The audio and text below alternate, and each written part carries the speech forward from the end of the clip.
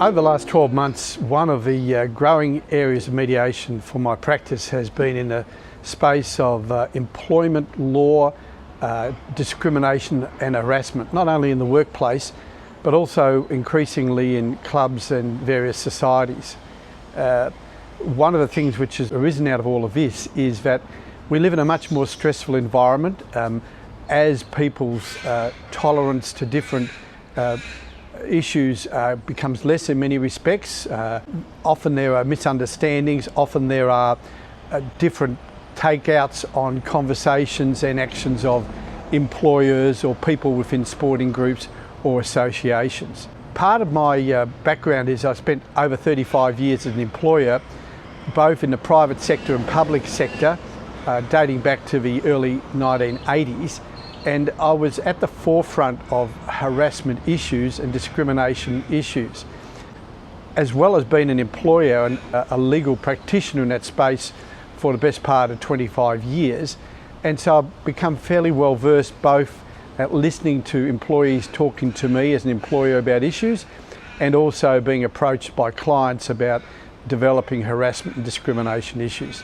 So to give you some tips on making sure that if you have an issue in your workplace, or if you have an issue in your organisation, whether it be sporting or social or whatever, these are some of the things you should look at if you're going to use a mediator to try and resolve it. Firstly, you need to make sure that your mediator is experienced, and also that your mediator is prepared to do the preparation. Because from my experience, preparation, unsurprisingly, is the key to successful mediation outcomes.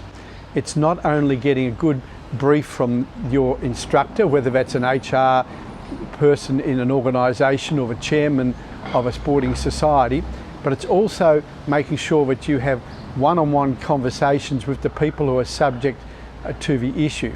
That is, to the person who believes that they may have been discriminated against or suffering from harassment, and also to the party who is being charged with either a transgression of an employment discrimination or harassment policy, or someone in a club and society.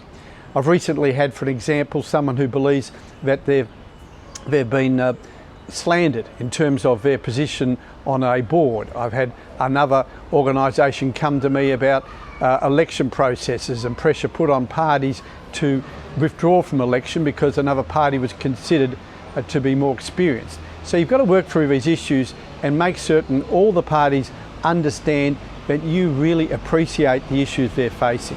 And once you've got that particular confidence and understanding, then you can go forward to a mediation.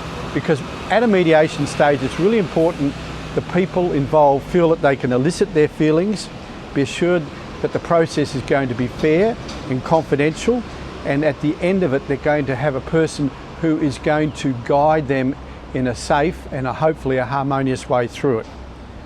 Really important in terms of a mediation forum to make sure that it's not stuck in the middle of an employer organisation or within a sporting group's head office. You need to disarm the parties from a view that it's being called by one party or another. Put them in a neutral space where it's more likely you'll get the parties prepared to open up and to really discuss their feelings. You need a really neutral environment, you need a harmonious environment. It's really important to make sure that the mediation space is not stark and Spartan, but it's in a space which allows people to be relatively comfortable without getting too relaxed.